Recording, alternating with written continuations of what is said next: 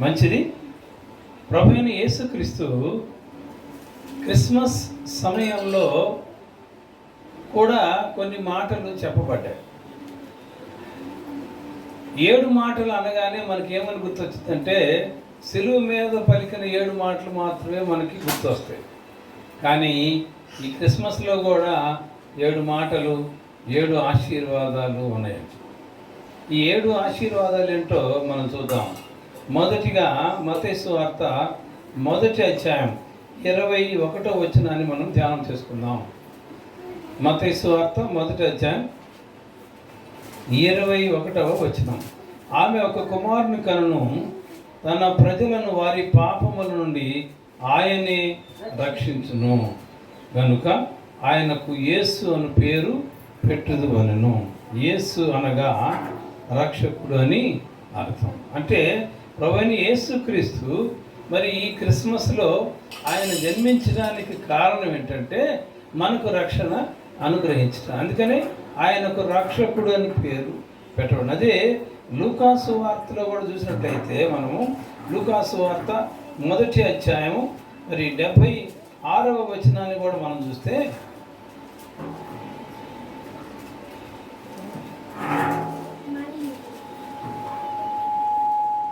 మరియు ఓ శిశువా, నీవు సర్వోన్నతుని ప్రవక్త వనబడుదువు, మన దేవుని మహావాత్సల్యమును బట్టి వారి పాపములను క్షమించుట వలన తన ప్రజలకు రక్షణ జ్ఞానము ఆయన అనుగ్రహించినట్లు ఆయన మార్గములను సిద్ధపరచుటకై నీవు ప్రభువునకు ముందుగా నడుచుదువు. చాలు. ఇక్కడ మనం గమనించినట్లయితే ఇక్కడ రక్షణ జ్ఞానాన్ని అనుగ్రహించడానికి ప్రభువైన యేసుక్రీస్తు వచ్చాడని యోహాను భక్తుడు చెప్తా ఉన్నాడు. యోహాను యేసుక్రీస్తు కంటే 6 నెలలు ముందు పుట్టి ఆయన మార్గములను సరళం చేయటానికి దేవుని ప్రణాళికలో వచ్చినటువంటి వ్యక్తి యోహాను. ఆ యోహాను యేసుక్రీస్తు గురించి చెప్పే మాట ఏంటంటే, రక్షణ జ్ఞానము మనకు అనుగ్రహించుటకు ఈ రక్షణ కలుగజేసాను. కనుక మనము 75వ వచనం చివరి భాగంలో చూస్తే, ఆయన సన్నిధిని పరిశుద్ధముగాను నీతిగాను ఆయనను సేవింపు అనుగ్రహించుటకు ఈ రక్షణ కలుగజేసెను. ఈ రక్షణ అంటే ఈ క్రిస్మస్లో ఉన్నటువంటి ఒక ఆశీర్వాదం ఏంటంటే, ఈ క్రిస్మస్ పండుగ మనం జరుపుకోవడంలో ఉన్న ఆశీర్వాదం మొట్టమొదటిది ఆయన రక్షణ కలుగజేసెను. కనుక మొట్టమొదటిది రక్షణ. ఈ రక్షణ అనేది మరి చాలామంది ఏమంటారంటే, యేసుక్రీస్తుని అంగీకరించడం అంటే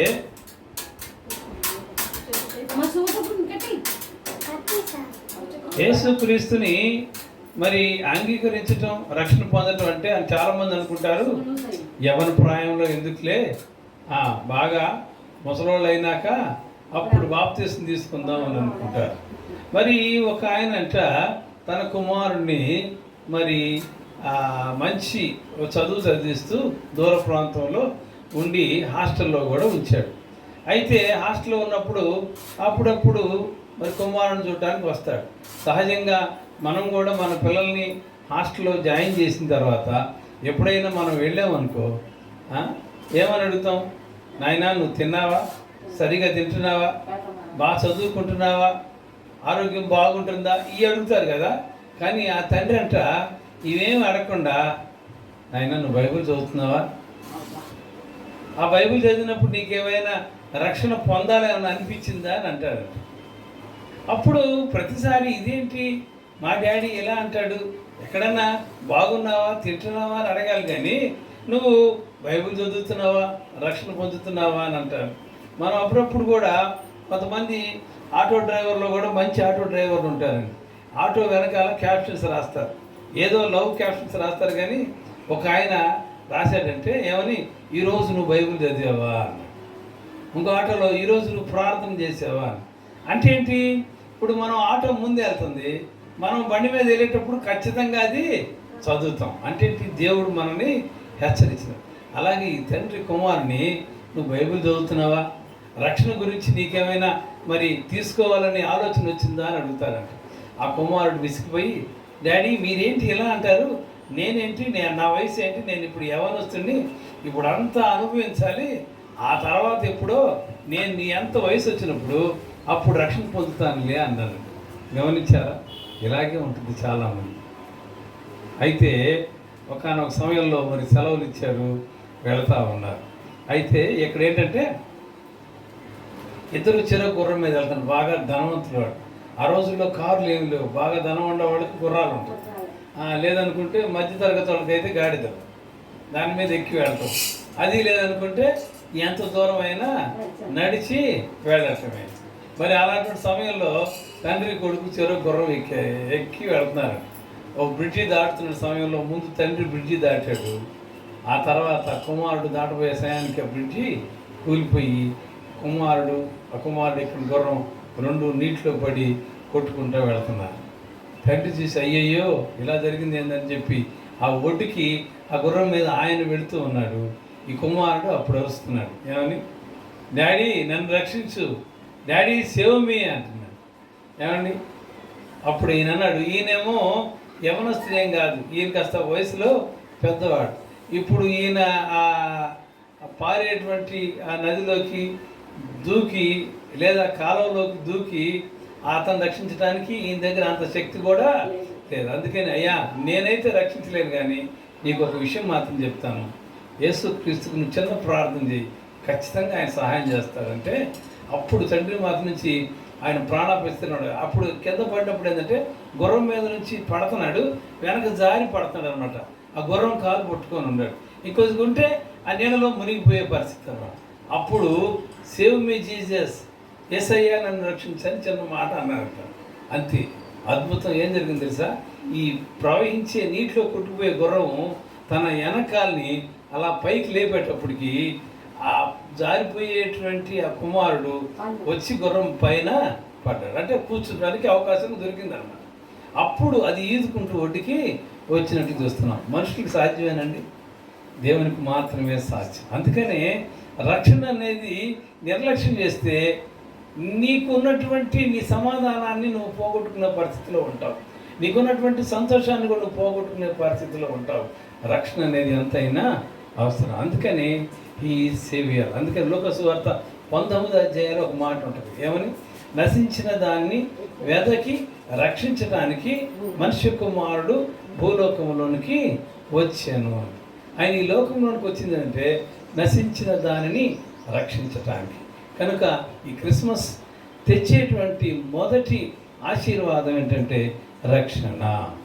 రెండవ ఆశీర్వాదం చూద్దాం.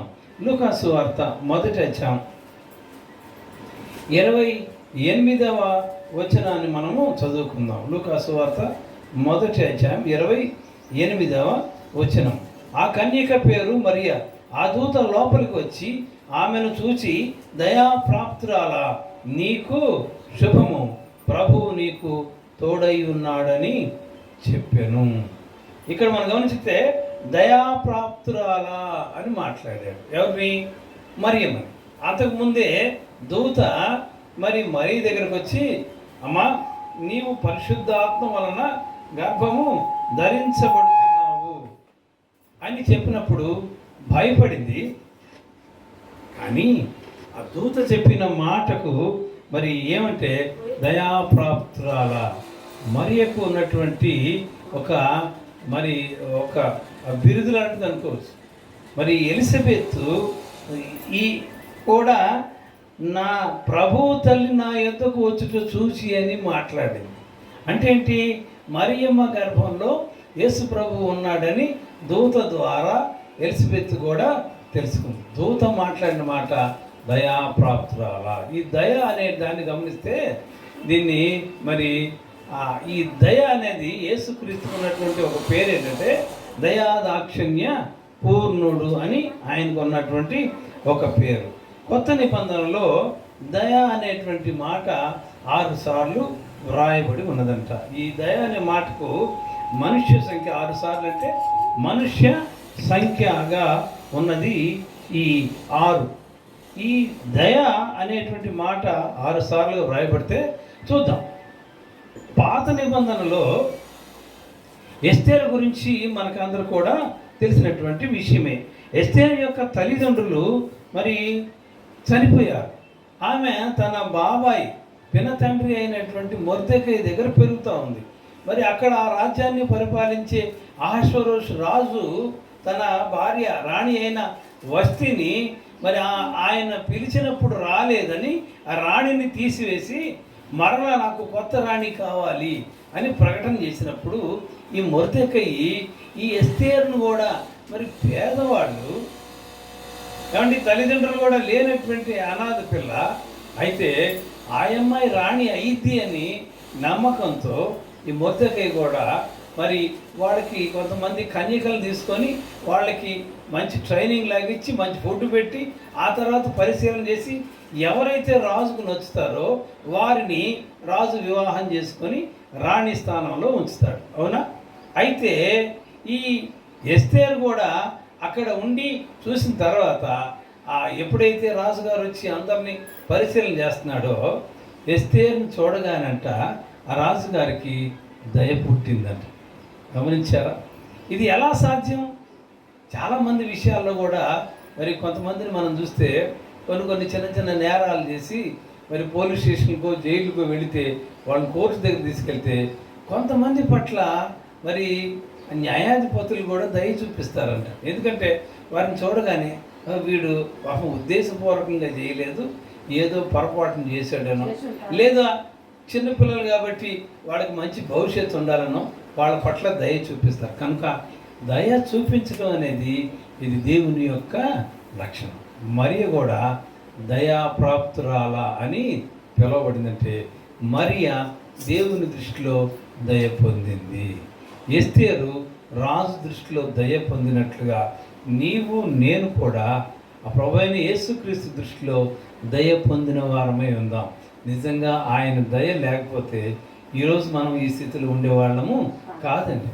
ఇంకా ఆయన్ను మరి ఇశ్రాయేలు ప్రజలు యూదులు మాత్రమే ఆరాధిస్తున్నారు అని వాళ్ళ దేవుడు అంటారు. కానీ యేసయ్య నిన్ను నన్ను కూడా తన కుమారుడుగా తన కుమార్తెనుగా స్వీకరించాడంటే కేవలం అది ఆయన దయ మాత్రమే.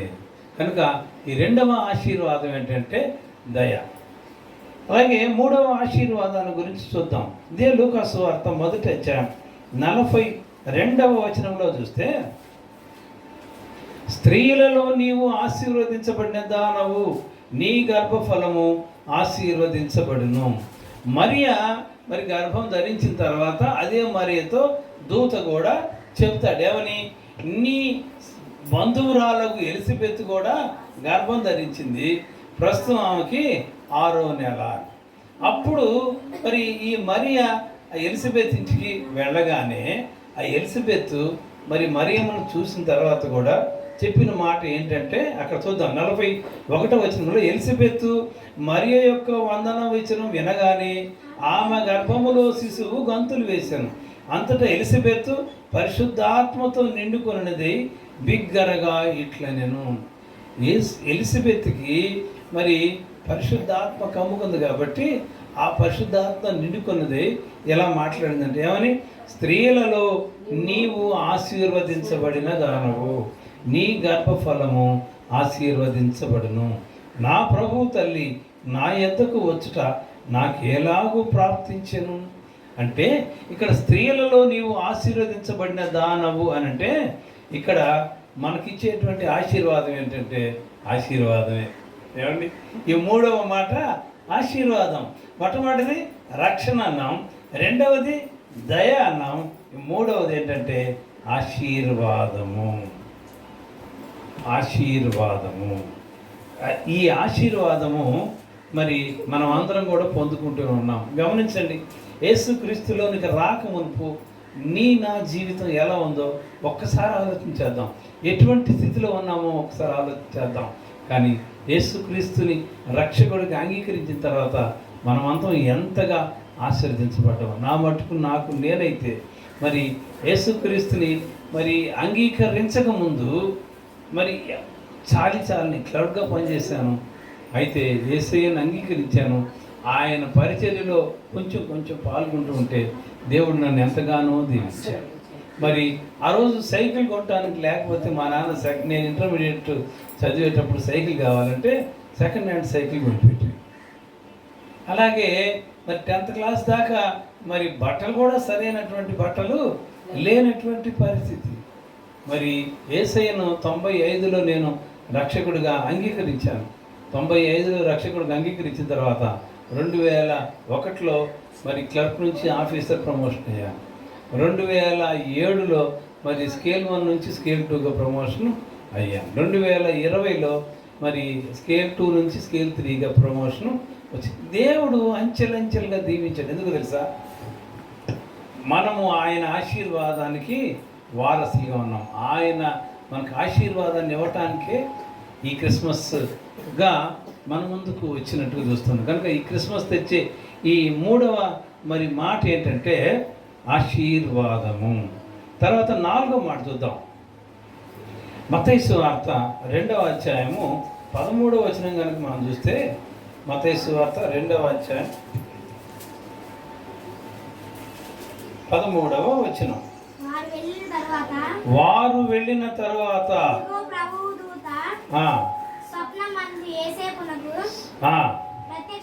ప్రత్యక్షమై వారు వెళ్ళిన తర్వాత ప్రభుదూత స్వప్నమందు యేసేపుకు ప్రత్యక్షమై హేరోదు ఆ శిశువును సంహరింపవలనని ఆయనను వెతకబోచున్నాడు కనుక నీవు లేచి ఆ శిశువును ఆయన తల్లిని వెంట పెట్టుకొని ఐగుప్తునకు పారిపోయి నేను నీతో తెలియజెప్పు వరకు అక్కడనే ఉండమని అతనితో చెప్పాను. అంటే ఇక్కడ మనం గమనించినట్లయితే జ్ఞానులు వచ్చి ఏం చేశారంటే తూర్పు దిక్కున నక్షత్రాన్ని చూసి యూదుల రాజుగా పుట్టినవాడు ఎక్కడున్నాడని వచ్చి హేరోదు ఇంటికి వచ్చి అడిగారు. అప్పటిదాకా హేరోదు కూడా తెలియదు, కానీ వీళ్ళు వచ్చి తెలియజేశారు. ఏమని? యూదుల రాజు ఎక్కడ పుట్టాడు, మేము ఆయన్ని పూజించవచ్చామంటే అప్పుడు ఆ హేరోదు రాజు శాస్త్రుల్ని పరిశీలిని అందరినీ పిలిచి ఎక్కడ పుట్టాడని గ్రంథాలు తిరగేస్తే బెత్లెహేములో పుడతాడని చెప్పారు. యెరూషలేములో ఉన్నటువంటి వీరు బెత్లెహేమునకు వచ్చారు. అయితే అలా వచ్చినప్పుడు అప్పుడు మరి నక్షత్రము ఎప్పుడైతే వీరు రాజు ఇంటిలో నుంచి బయటకు వచ్చారో యేసయ్య ఉన్నటువంటి ఆ స్థలం దాకా ఈ నక్షత్రం వారిని నడిపించింది. మరి యేసును కనుగొని పూజించిన తర్వాత మరి వాళ్ళు కూడా దూత వాళ్ళు కూడా స్వప్నం మంది కనిపించి ఏం చెప్పిందంటే మీరు మరలా హేరోదు దగ్గరికి వెళ్ళొద్దు, వేరే మార్గంలో వెళ్ళమని వాళ్ళకి చెప్పింది. ఆ తర్వాత యేసేపు కూడా దూత స్వప్నం మంది కనిపించి ఇదిగో మరి హేరోదు రాజు 2 సంవత్సరాల లోపు పిల్లల్ని చంపాలనుకుంటున్నాడు. కారణం ఏంటంటే యేసుక్రీస్తును చంపాలనేటువంటి ఉద్దేశం. కాబట్టి మీరు ఏం చేస్తారంటే మరియను యేసుక్రీస్తుని తీసుకొని ఐగుప్తునకు పారిపోవుడి అని చెప్పబడిందండి. ఇదేంటంటే ప్రమాదం ముందే పసిగట్టి దేవుని నడిపింపుతో వాళ్ళు బెత్లెహేము నుంచి ఐగుప్తుకు వెళ్ళినట్లు చూస్తున్నాం. ఇలా ఎప్పుడైతే అక్కడికి వెళ్ళారో ఆ తర్వాత 2 సంవత్సరాలకి ఈ రాజుగారు చనిపోయిన తర్వాత మరలా దూత ప్రత్యక్షమై ఐగుప్తులో నుంచి నజరేతుకు వెళ్ళమని చెప్పినట్లు చూస్తున్నాం. కనుక ఇది ఏంటంటే మనము ఎక్కడ ఉండాలి, ఎక్కడి నుంచి ఎక్కడికి వెళ్ళాలనేది అది దేవుని నడిపింపుకు లోబడి ఉండాలి. దేవుడు మనల్ని నడిపిస్తాడు. మనం కూడా ఇంట్లో మన పిల్లల్ని ఎంతవరకు సరైన మార్గంలో నడిపించగలమండి? మన ఆలోచన మన జ్ఞానము సరిపోదు. నిజం చెప్పాలంటే ఒక చిన్న పిల్లలను కూడా సరిగా చదివించలేనటువంటి పరిస్థితి. శేబరాన్ని ఉంది, ఏమో స్కూల్కి వెళ్ళమంటే మొన్నటిదాకా బాగానే వెళ్ళింది, ఇప్పుడు నేను స్కూల్కి వెళ్ళలేస్తాను. ఏమండి? మరి స్కూల్కి వెళ్ళటానికి ఏదైనా గట్టి గదిలితే కొడితే అసలు మానేసిద్దేమో, ఎంత భయం అంటే చిన్న పిల్లలను కూడా మనం నడిపించలేని స్థితిలో ఉన్నాం. కాబట్టి మనం ఏం చేయాలంటే అందరం ప్రార్థన చేయాలి. అప్పుడు శేబరానికి కూడా మంచి ఆలోచన దేవుడిచ్చి మరి స్కూల్కి వెళ్ళేటట్టు చేస్తారు. పిల్లల నడిపింపు కోసం మనం ఏం చేయలేం, కానీ దేవుని నడిపింపులో మనం ఉండాలి. మన పిల్లలను కూడా దేవుని నడిపింపుకు అప్పగించాలి. అది నడిపింపు అంటే.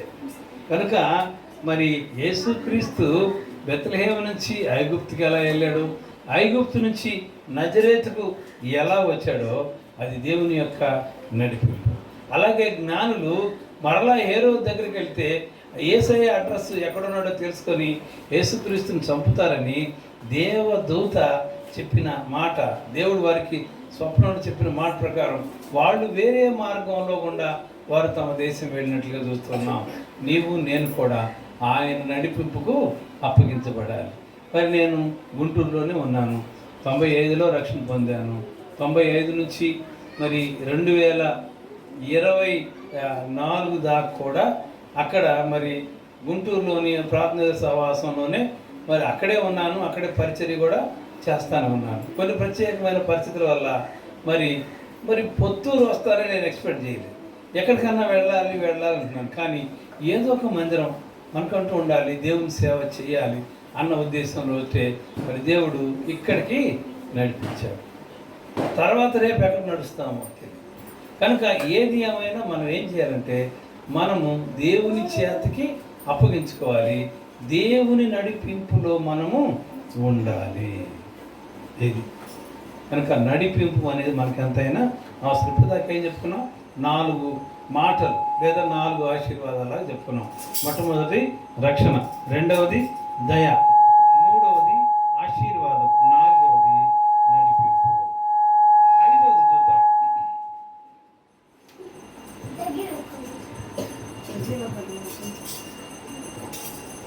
ఐదవది లూకాసు వార్త 2వ అధ్యాయంలోనే 10వ వచనం చూస్తే మనం ఒక మాట చూడొచ్చు. లూకాసు వార్త 2వ అధ్యాయం 10వ వచనం. అయితే ఆ దూత భయపడకుడి, ఇదిగో ప్రజలందరికీ కలుగుబోవు మహా సంతోషకరమైన సువార్తమానము నేను మీకు తెలియజేయుచున్నాను. మహా సంతోషకరమైన సువార్తమానం.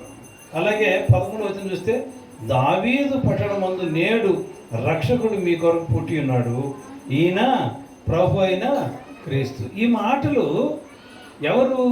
దూత గొర్రెల కాపర్లకు చెప్తాను. గోళాలు అన్నాడు.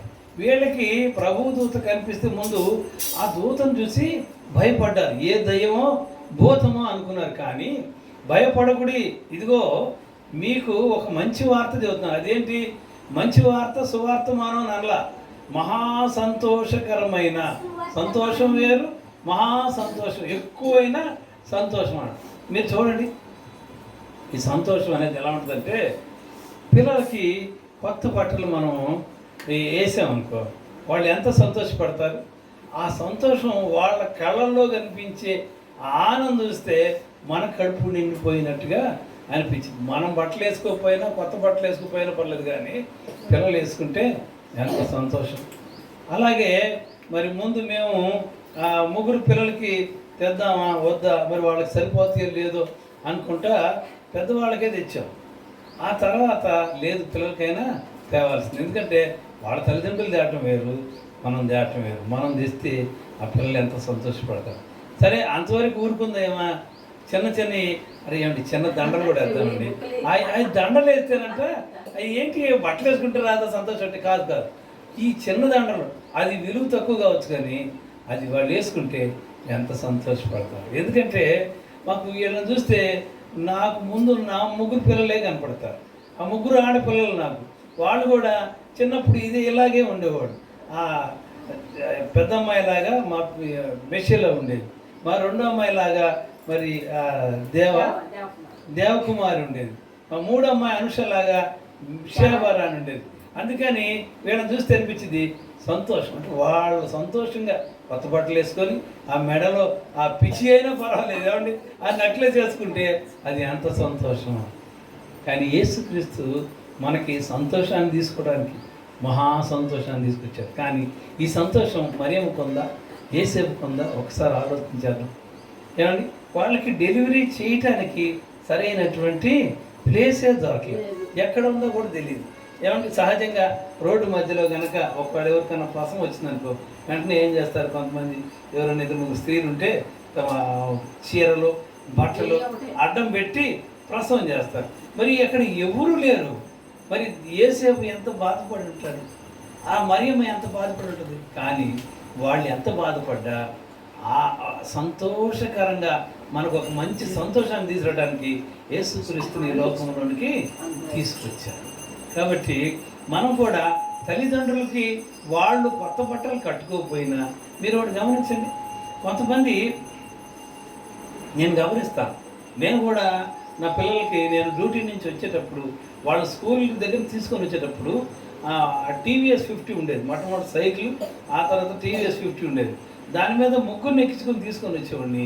వస్తా వాళ్ళకి ఏదన్నా తినుబండారాలు తీసుకొని వస్తే అవి వచ్చి ఆ ముగ్గురు తింటుంటే ఎంత సంతోషంగా ఉంటుంది. ఆ ముగ్గురికి లేచి ఏం వంట చేస్తుంటే నేను వాళ్ళకి బ్రష్ చేయటం, మొహాలు కడగటం, స్నానాలు చేయించడం, అది నేను కూడా అప్పుడప్పుడు బట్టలు వేయటం కూడా చేసి, అది ఎందుకంటే వాళ్ళకి చేస్తుంటే, పిల్లలకి చేస్తే మనకి ఆ సంతోషం వచ్చిందండి. మనకు లేకపోయినా, మనం తిన్నా తినకపోయినా పిల్లలు తింటే సంతోషపడేవాళ్ళే తల్లిదండ్రులు. ఆ సంతోషం మరి మరియమ్మకు యేసేపుకి లేకపోయినా, వాళ్ళు కష్టంలో ఉన్నా కానీ మనకు సంతోషాన్ని ఇవ్వడానికి దేవుడు మరియమ్మ ద్వారా యేసుక్రీస్తు మనకి అంగీకరించారు. ఇది 5వది. 6వది ఏంటంటే లూకాసు వార్త 2వ అధ్యాయంలోనే 37, 38 వచనాలు కనుక మనం చూస్తే, దేవుడు చెప్పిన ఏ మాట అయినను, లూకాసు వార్త 2వ అధ్యాయం 37, 38 వచనాలు. 84 సంవత్సరములు విధవరాలయుండి దేవాలయమును విడువక ఉపవాస ప్రార్థనలతో రేయింబగళ్ళు సేవ చేయించున్నది. ఆమె కూడా ఆ గడియలోనే లోపలికి వచ్చి దేవుని కొనియాడి యెరూషలేములో విమోచన కొరకు కనిపెట్టించుకున్న వారందరితో ఆయనను గురించి మాట్లాడుతుంది. ఎవరంటే అన్న అనేటువంటి ఒక ప్రవక్తిని.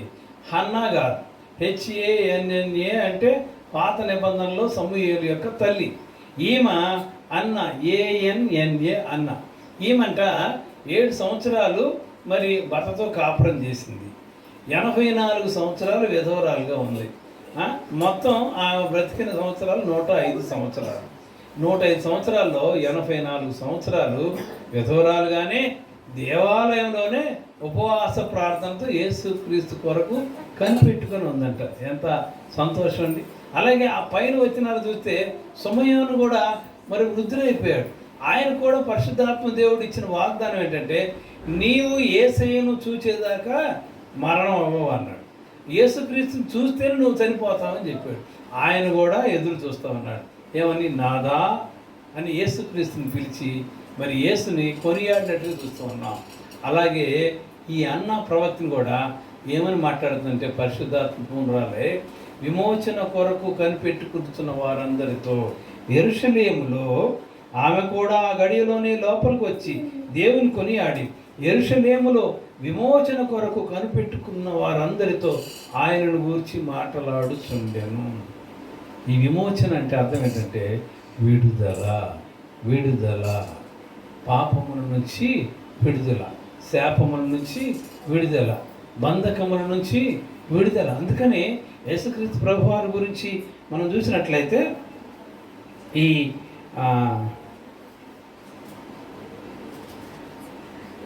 4వ అధ్యాయం 18 వచనంలో, ప్రభు ఆత్మ నా మీద ఉన్నది, బీదలకు సువార్త ప్రకటించుటకై ఆయన నన్ను అభిషేకించెను, చెరలో ఉన్న వారికి విడుదలను, గ్రుడ్డివారికి చూపు కలుగుని ప్రకటించుటకు, నలిగిన వారిని విడిపించుటకు, ప్రభు హితవచనం ప్రకటించుటకు ఆయన నన్ను పంపి ఉన్నాడు. అంటే ఏంటి? గుడ్డివారికి చూపు వచ్చిందంటే వాళ్ళు అంధత్వం నుంచి విడుదల పొందినట్టు లెక్క. నలిగిన వారిని విడిపించడం అంటే, మరి కొంతమంది జైలు శిక్ష అనిపిస్తున్నారు అనుకోండి, ఎంత కురిగిపోయి ఉంటారు. వాళ్ళకంట ఆహారము వీటి కోసం, వాళ్ళు బట్టల కోసం వాళ్ళు దిగులు పడరంట. ఎందుకంటే ఒకవేళ ఎవరైనా బంధువులు, భార్యో పిల్లలో మొట్టమొదటి ఒక నెల రోజులు జైల్లో ఉండా 15 రోజులకు ఒకసారి వెళ్ళో ఆ టైం ప్రకారం వెళ్ళి పలకరించేవాడంట. ఆ తర్వాత వాళ్ళు కూడా రారు. ఎందుకు? ఈయనట్టి దొంగవాడు, అది వీళ్ళు ఏం చేయకపోతే వీడికి జైలు శిక్ష ఎందుకు వేస్తారని కుటుంబ సభ్యులు కూడా ఎవరు రారు. వాళ్ళని పలకరించే దిక్కు ఉండదు. అందుకని ఎవరైనా ఒకళ్ళు వచ్చి పలకరిస్తే చాలనుకుంటారు. అటువంటి వాళ్ళకి జైలు శిక్ష నుంచి విడుదల కలిగిస్తే వాళ్ళకి విమోచన కలిగినట్టే కదా. కనుక విమోచన కలిగించడానికి పాపము నుంచి, శాపం నుంచి, మరి అనారోగ్యం నుంచి, మరి నలిగి ఉన్న స్థితిలో నుంచి విడిపించడానికి యేసుక్రీస్తు ప్రభువారు ఈ లోకంలోనికి వచ్చినట్లుగా మనం చూస్తాం. గమనించారా? ఇప్పటి వరకు మనం 6 విన్నాం. ఏమిటి?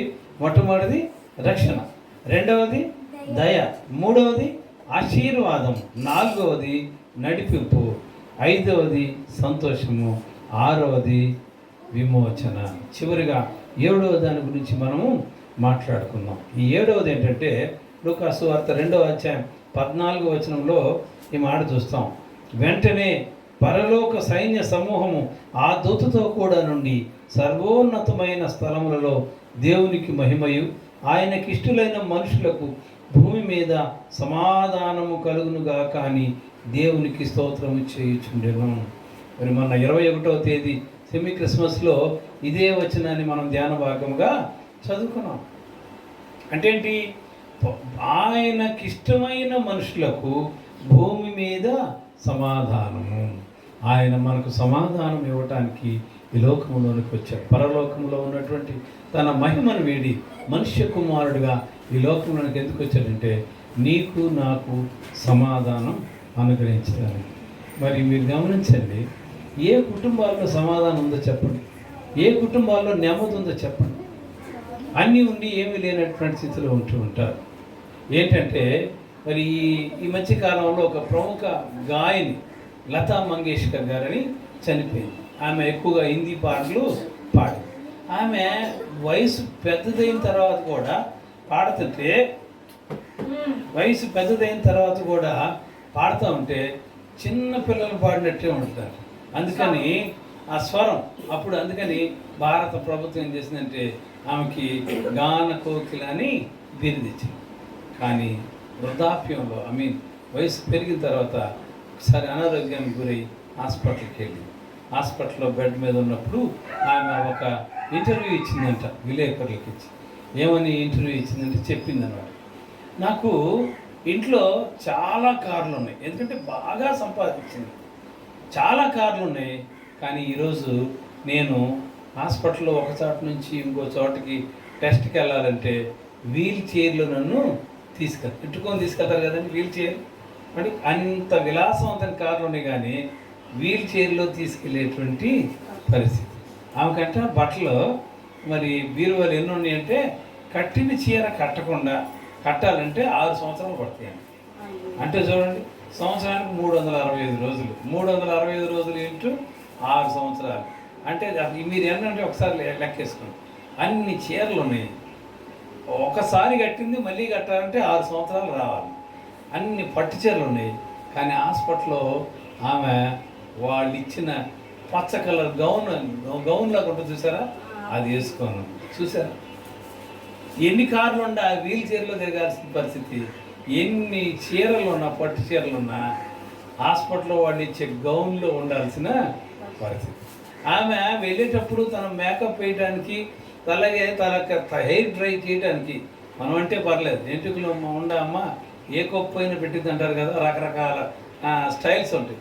అలా వేసరికి అలా చేయటానికి వచ్చే మేకప్ మ్యాన్కి ఒక్కసారికి మేకప్ వేసి సరి చేస్తే ₹1,00,000 ఇచ్చింది చూడండి. అయితే ఇప్పుడు ఆ వచ్చినటువంటి జబ్బును బట్టి క్యాన్సర్ మరేట్లు కానీ వెంట్రుకలన్నీ ఊడిపోయినాయి, బోడుగుండు అయిపోయిన పరిస్థితి. ఈ రోజు ఉన్నటువంటి అందం రేపు ఉండదండి, ఈ రోజు ఉన్నటువంటి డబ్బు రేపు ఉండదు. నీకు కావాల్సిన ఏంటంటే దేవుని యొక్క రక్షణ. ఇక్కడ చనిపోతే అక్కడ కళ్ళు తెరిచి దేవునితో పాటు ఉంటామే, అది సంతోషం, అది సమాధానం. ఎంతమంది తల్లిదండ్రులకి మరి బిడ్డల పట్ల సమాధానం ఉందని. ఒక తండ్రి ఒక కొడుకుని మరి మాట్లాడుకున్న మాటలు వింటే ఒక స్కిట్లో చూసాను. ఏంటంటే ఆ తండ్రికి ఆ భార్య చచ్చిపోద్ది, ఒక్కడే కొడుకు, మళ్ళీ పెళ్లి చేసుకుంటే వీడికి సరైన ఆలన పాలన ఉండదని పెళ్లి చేసుకోకుండా వాడిని అంత జాగ్రత్తగా చదివిస్తూ ఉంటే వాడు యవనస్తుడై కాలేజీ నుంచి సాయంత్రం 5 గంటలకు 6 గంటలకు రావాలి కదా, రావాలి. రోజు 11 గంటలకు 12 గంటలకు వస్తున్నాడు. వస్తే ఆ తండ్రి కోప్పడతాడు, ఏంట్రా ఇలా వస్తే అలాగా, నీకోసం ఎదురు చూస్తున్నాను కదా, త్వరగా స్నానం చేసిరా, నేను నీకోసం మరి డిన్నర్ ప్రిపేర్ చేస్తాను, కలిసి ఫోన్ చేద్దామంటే, ఎన్నిసార్లు చెప్పాలి డాడీ, నాకు ఇంట్లో ఉండాలనిపించట్లేదు, మీరు మాటి మాటికి ఎక్కడికి వెళ్ళారు ఏంటి, ఎందుకు రారని అడుగుతున్నారు, నాకు స్వేచ్ఛ కావాలి, నేను స్వేచ్ఛగా ఉంటాను అంటే, అదేంట్రా ఇక్కడ నచ్చలేదా, అయితే మనం వేరే ఇంటికి వెళ్ళిన పదంటే, అసలు సమస్య నీతోనే డాడీ, నువ్వే నాకు నచ్చలేదు. ఎంత అండి, తల్లి చనిపోయినా అతని భార్య చనిపోయినా పెళ్లి చేసుకోకుండా ఆ కొడుకు కోసం అట్లా చేస్తే వాడు ఏమంటున్నాడు, ఇప్పుడు నాకు నువ్వే నా తండ్రి కానీ తల్లి కానీ గదిమటం ఎందుకో తెలుసా, పిల్లలు వృద్ధిలోకి రావాలి. నిజంగా మొన్న మిషన్లను చూస్తే నాకు ఎంత సంతోషం వేస్తుందో, ఆడపిల్ల అయినా కానీ మిగతా ఇద్దరు పిల్లలు చిన్నపిల్లలు, ఇప్పుడు కొంచెం ఊహ తెలిసిన పిల్ల అసలు అటు ఇటు తిరుగుతూనే ఉంది. 2 రోజుల్లో తన ఫ్రెండ్స్తో కలిసి మరి 2 పాటలకి డ్యాన్స్ నేర్చుకుంది. ఎంత సంతోషం, మైక్ పెట్టే దగ్గర నుంచి. అలాగే మరి మేము భోజనం చేస్తుంటే ఆ ఇసురాకులు ఇద్దాం, అవి తీసుకుని ఈ తీసుకురా అని ఎంత చేస్తుందో, ఒక మగపిల్లడిలాగా చేస్తాము. మరి అలా ఎక్కడి నుంచి వచ్చిందండి అలా అటువంటి ఆలోచన?